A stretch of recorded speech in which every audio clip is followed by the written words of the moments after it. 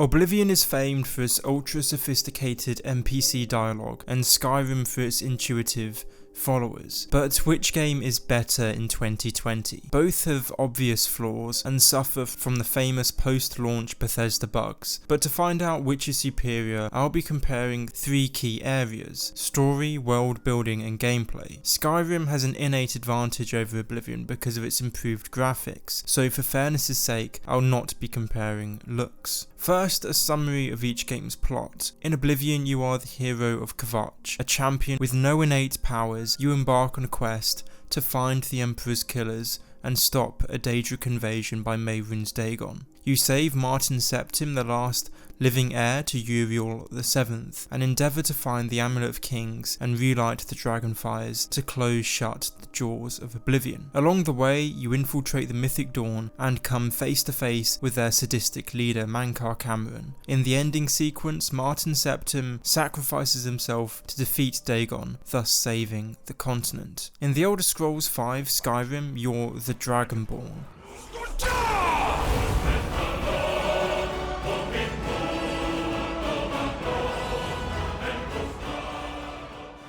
A mortal with a dragon soul, you possess the ability to shout, the Thume as it's called in the dragon tongue. After escaping from Helgen, the player learns more about this power from the Greybeards at High Hrothgar before eventually meeting Delphine and joining what is left of the Blades. Alduin is revealed to be the one responsible for the dragons returning, and thus the player prepares to do battle to save Skyrim and Tamriel from his dominion. After learning the dragon grounding shout, Dragon Rend, and enlisting the help of Paarthurnax, Alduin is defeated on the mortal plane, but not killed. You must then enter Sovngarde and defeat the fiery serpent there to end his machinations once and for all. The linearity of each questline is a major pitfall. One of the defining features of any great RPG in the modern age is a main quest with meaningful choice. The Witcher 3, Divinity Original Sin 2, Red Dead Redemption 2, hopefully Cyberpunk, all of these great games have in common a contingent but no less potent storyline. Nonetheless, Oblivion has the better plot of the two. Firstly, in the 4th game, you're not overpowered. There is a palpable sense of desperation as you're genuinely up against the odds. In Skyrim, as soon as it is revealed you're the Dragonborn, the story is almost a foregone conclusion. In short, Skyrim has a more predictable main quest that falls easily into the hero triumphs over villain archetype, whereas Oblivion has a bit more nuance. Oblivion's main quest is more advanced in more ways than one, however. For instance, there is some moral ambiguity surrounding the antagonist in the 4th game, Mankar Cameron. Some might say that Mehrunes Dagon, the invading Daedric Prince of Destruction, is the main villain, but although that may nominally be the case, Mehrunes Dagon is like a force of nature. The real villain, and the one the player engages the most with, is he who enables Dagon to invade in the first place, Mankar Cameron.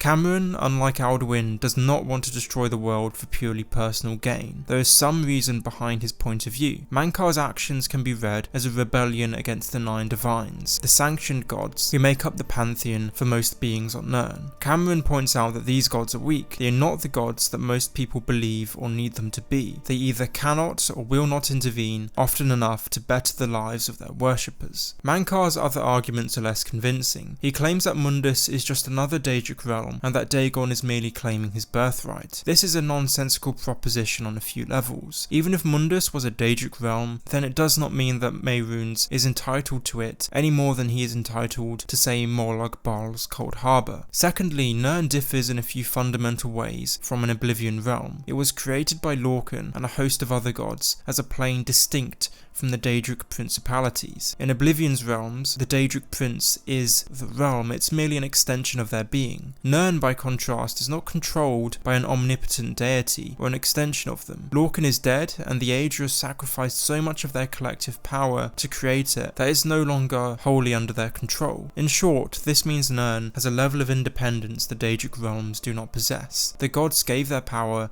to make Nirn manifest as an independent plane. Nirn is not manifest from their omnipotent being. But even though Mankar is wrong on this point, the fact that he has an argument that he lays out to the player is more than what Alduin offers. At no point does the World Eater propose a motive beyond his desire to dominate. Oblivion's main quest is superior too in its bittersweet ending. Martin Septim has to sacrifice himself to save the continent in an epic final battle with the Prince of Destruction. Comparatively, Skyrim's ending is predictable. Apart from Parthenax's death, if you are silly enough to choose to kill him, there are no negatives to slaying the World Eater. It is a happy ending. Oblivion's main quest also features more realistic characters who are easier to relate to and empathise with, although the NPCs in Oblivion are by no means phenomenal. It is a 2006 game after all. Martin Septim is perhaps the person the player becomes most emotionally attached to. Almost like a father, the player witnesses the shy and humble Martin assume the burden of empire. Skyrim has very few characters such as this with proper development. Delphine cannot be sympathised with because she's self-entitled, righteous and downright annoying. The only interesting character at all is Parthenax, the dragon who used to be allied with Alduin but now fights against him. What Skyrim lacks are NPCs with dark backstories, flaws and self-contradictions to give them some tenacity. Although it should be noted Oblivion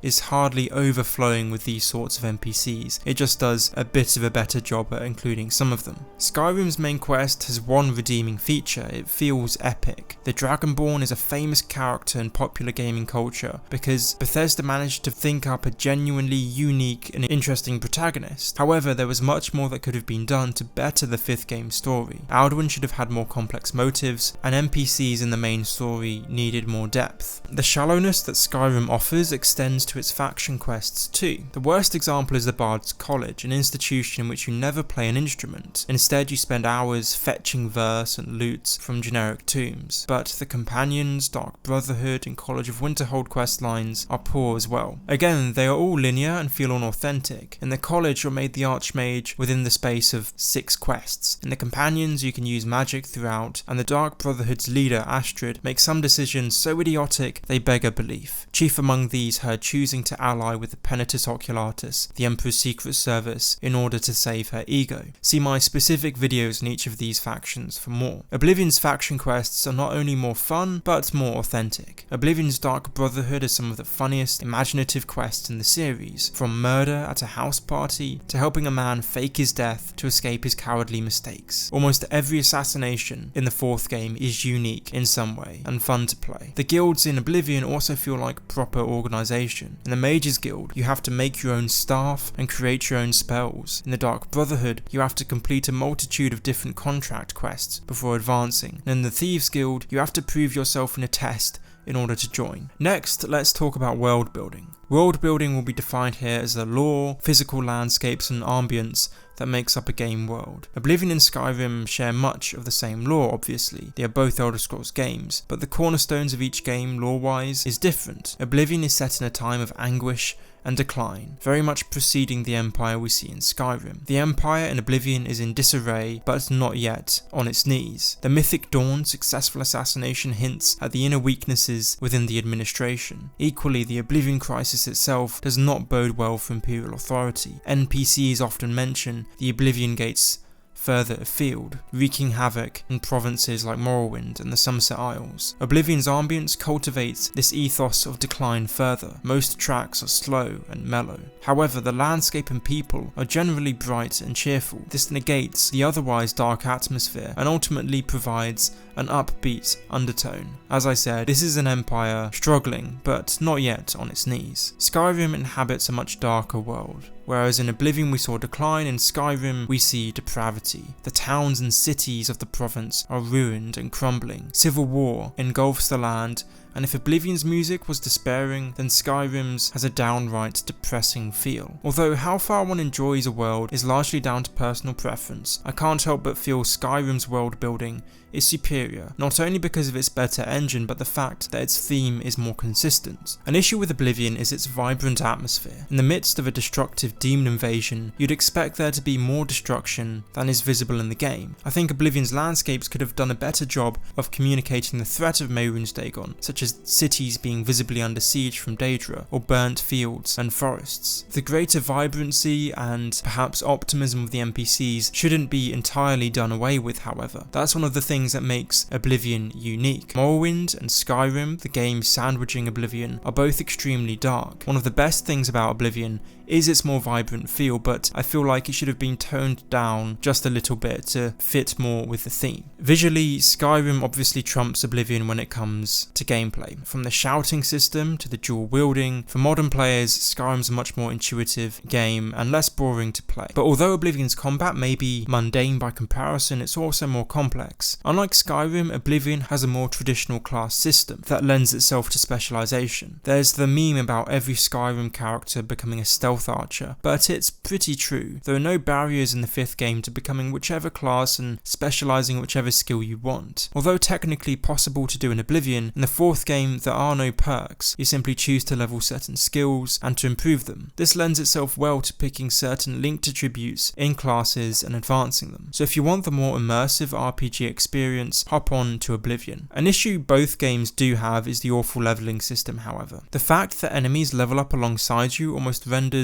it pointless. A game world with set leveled NPCs, although harder to explore, has numerous gameplay benefits. You're incentivized to explore as much of a level area as possible before progressing to the next, and leveling becomes more critical because choosing the right perks and specializing in a class are key to success in a new area. In sum, both games are good, but Oblivion has the edge. Although it's less popular because of its dated graphics, the 4th game has a superior story and better RPG gameplay mechanics. Although I have argued as well that Skyrim has the better world building. Its theme of decline and dilapidation is more consistent and is executed perfectly. But as a side note, I should mention that personally, I do prefer Oblivion's music. So if we're to rate these games numerically, I'd give Skyrim an 8.5 and Oblivion a 9. Be sure to watch my previous video where I compare Morrowind and Oblivion if you want to see what scores I give those games in relation to each other. Anyway, thanks again, and I'll see you guys in the next one.